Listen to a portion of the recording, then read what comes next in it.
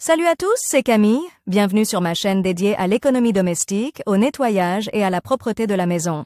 Restez avec moi pour des conseils pratiques et efficaces. Donc, au sujet de la vidéo.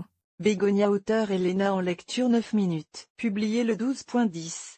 2020. Bégonia Eleor est un buisson bas, n'atteignant pas plus de 40 cm de hauteur. La plante est née du croisement de deux variétés différentes de bégonia. Elle en a donc combiné toutes les meilleures qualités. Elle se distingue de toutes les autres espèces par sa capacité à fleurir même pendant la saison froide. Sur une tige massive, les feuilles ressemblent à un cœur asymétrique. Elles sont d'un vert soutenu sur le dessus et beaucoup plus clair sur le dessous. Les fleurs de l'Elatiora peuvent être de toutes les couleurs vives. Soins à domicile.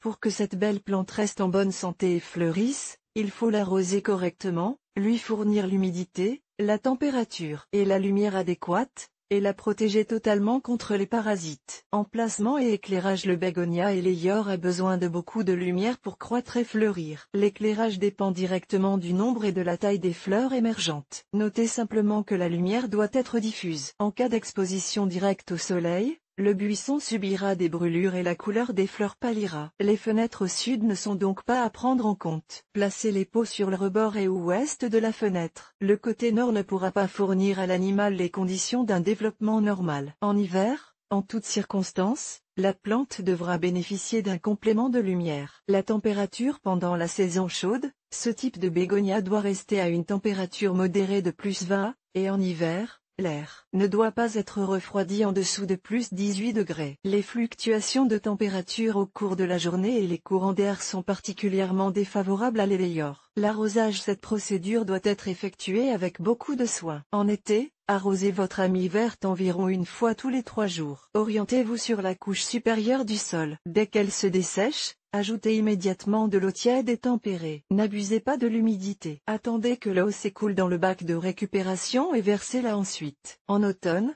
habituez progressivement le bégonia à un état dormant, en augmentant constamment les intervalles entre les arrosages. Lorsque le buisson se dessèche, retirez la partie supérieure et placez le vase dans un endroit plus frais, mais pas froid. À l'arrivée du printemps, commencez à réveiller votre beauté en augmentant l'intensité et la fréquence des arrosages. Ne le faites que progressivement. Humidité de l'air. En été, vous pouvez humidifier en toute sécurité le bégonia Eleor en vaporisant les feuilles. Ne le faites que le soir, car les gouttelettes d'eau sous l'influence de la lumière du soleil laisseront des taches inesthétiques. En hiver, refusez toute intervention de ce type, car l'humidité et la fraîcheur peuvent provoquer l'apparition de champignons. Le sol d'une jardinière doit être léger et meuble. Pour ce faire, le mélange de terre est enrichi de perlite ou de fibres de coco. Il est permis d'ajouter une petite portion de chaux pour réduire l'acidité du substrat. Le fond du pot, pour un tiers, doit être garni d'un drainage constitué de morceaux d'argile expansés. Si vous souhaitez composer la terre de la rue, ne creusez en aucun cas sous un chêne ou un saule. Il est préférable de préparer un mélange de terre composé des éléments suivants: 20% de sable grossier,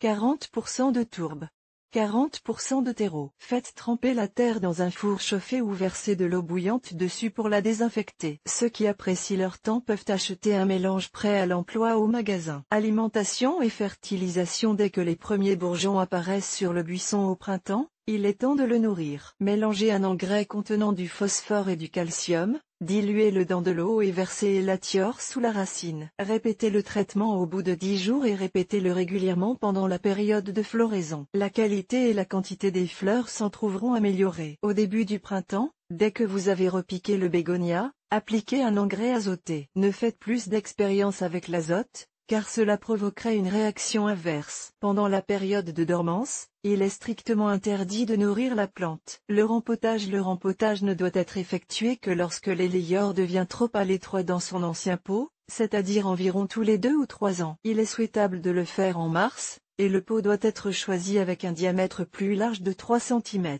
Le fond doit impérativement être tapissé d'une couche d'argile expansée mélangée à de la sphaigne. Quelques heures avant la transplantation, bien arroser l'arbuste. Ensuite, retirez délicatement l'ancien vase et le transférez dans un nouveau, en n'oubliant pas de verser une couche de mélange terreux sur le drainage. Remplissez les vides du pot avec de la terre, tassez et arrosez bien. Préparez-vous à ce que le bégonia soit un peu malade, et si les racines sont endommagées lors de la transplantation, il peut même mourir. Taille. Le bégonia Eleor est sujet à une augmentation rapide de sa masse, Il faut donc le pincer pour rendre le buisson luxuriant et soigné. La première intervention doit être effectuée au printemps, lorsque la plante atteint 7 à de hauteur. Pincez le sommet et donnez à la plante la forme souhaitée. Ensuite, n'arrosez pas très souvent jusqu'à ce que le plant commence à pousser. Effectuez la taille suivante lorsque la plante atteint 12 cm. Coupez non seulement le sommet, mais aussi les pousses latérales. Si vous remarquez des bourgeons latéraux pointant vers l'intérieur, débarrassez-vous-en, sinon le bégonia deviendra inesthétique. Pour donner un aspect respectable au bégonia, vous pouvez également couper les pousses inférieures. Utilisez un couteau bien aiguisé et non des ciseaux pour ne pas endommager la fleur. Nettoyez régulièrement la plante vivace des fleurs et des feuilles sèches. En enlevant les feuilles inférieures, vous permettrez aux racines d'accéder à l'air frais. La floraison. Pour que la floraison de l'élatior soit luxuriante et longue, dès le début du bourgeonnement, supprimez toutes les plantes femelles, en laissant les plantes mâles. N'oubliez pas de rajeunir régulièrement votre ami vert, et si le processus de floraison ralentit, remplacez le mélange de terre. La reproduction. Les principaux moyens d'obtenir de nouveaux individus de bégonia élayeur sont, choisissez celle qui vous plaît le plus. Par semence dans ce cas, il faut commencer dès le mois de février. Placez la boîte contenant le mélange de sable et de tourbe dans un bac contenant de l'eau légèrement chauffée dans laquelle vous dissoudrez l'engrais. Lorsque la terre absorbe l'humidité et que l'eau du bac se refroidit, commencez à semer. Après avoir ouvert le paquet de graines, mélangez-les à une petite quantité de sable sec et dispersez-les à la surface du substrat. De tourbe, sans les enfoncer dans le sol. Humidifiez à l'aide d'un pulvérisateur. Recouvrir d'une vitre et placer dans un endroit chaud. Veillez à ce qu'il fasse au moins plus 25 degrés Celsius. Assurez à la plantation une journée de 14 heures de lumière. Au bout d'un mois environ, les premières pousses devraient apparaître. Lorsque les graines germent, le verre peut être retiré et la température réduite à plus 22 degrés Celsius. Après une semaine, les tiges et une petite motte de terre sont plantées dans des godets séparés. Au bout de 2 mois, vous pouvez planter les jeunes plantes dans des pots. Les boutures à planter doivent être matures et solides, d'au moins 12 cm. Pour l'enracinement, elles sont placées dans un substrat de tourbe, qui doit être constamment humide. Lorsque les racines sont vides, il faut les transplanter dans un vase de 6 cm de diamètre. Au bout de 6 mois, il faudra le transférer dans un pot de 10 cm. À l'avenir, transplantez au fur et à mesure que les racines grandissent, en choisissant un récipient dont le diamètre est supérieur d'un tiers à celui de l'arbuste lui-même. Maladies et parasites. Comme toute plante d'intérieur, le bégonia élayeur peut succomber à des attaques malveillantes. Le plus souvent, il est hanté par la spatule molle. On la reconnaît à la plaque de sucre sur les feuilles, sur laquelle se développent ensuite des champignons fuligineux. Le parasite arrache impitoyablement le jus des feuilles, ce qui entraîne la décoloration et la déformation de l'arbuste. Essuyez la masse verte avec un chiffon imbibé d'infusion d'ail. Vous pourrez ainsi vous débarrasser de ce parasite gênant. Puceron des serres.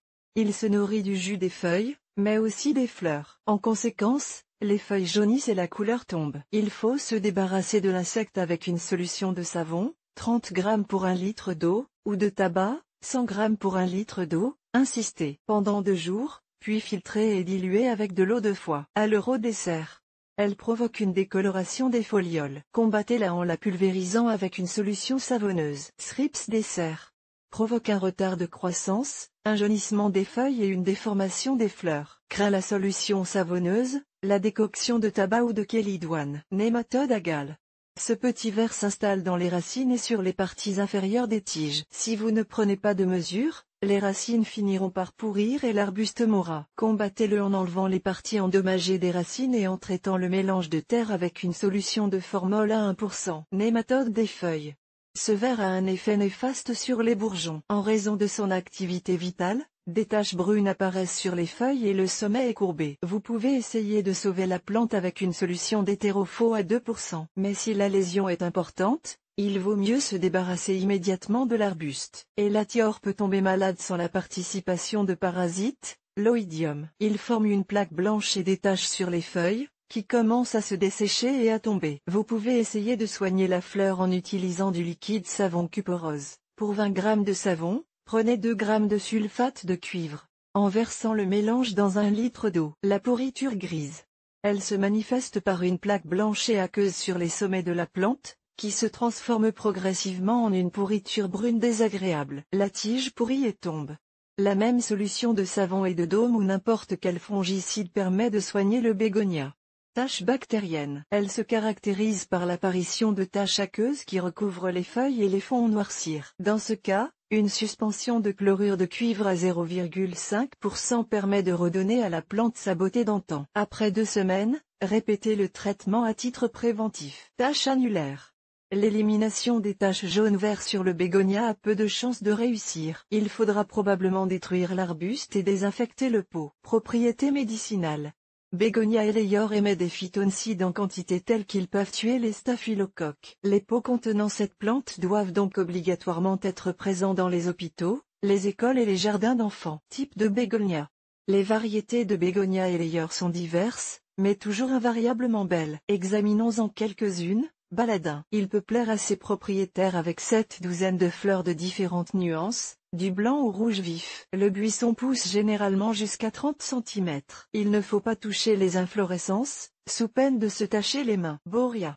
Les feuilles sont exceptionnellement brillantes et les fleurs surprennent par la durée de leur floraison. Elles sont généralement roses avec une bordure blanche. Avec des soins appropriés, il peut fleurir 2 fois par an, même lorsque tous les autres congénères sont en dormance. Elle atteint une hauteur de 40 cm.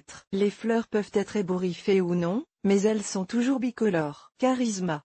Variété à faible croissance avec des feuilles brillantes. Les inflorescences de Terry peuvent être de couleur saumon foncé, orange-rose foncé. Annabelle. Convient à la culture en chambre ou à l'extérieur. Floraison en inflorescence éponge jaune vif. Azotu. Un petit buisson avec des fleurs assez grandes de couleur rose terry. Comme vous pouvez le constater, pour obtenir un bel arbuste décoratif à la floraison luxuriante, vous devez respecter certaines conditions d'entretien. Si vous pouvez offrir au bégonia Eleyore le microclimat adéquat, la fleur vous remerciera pleinement.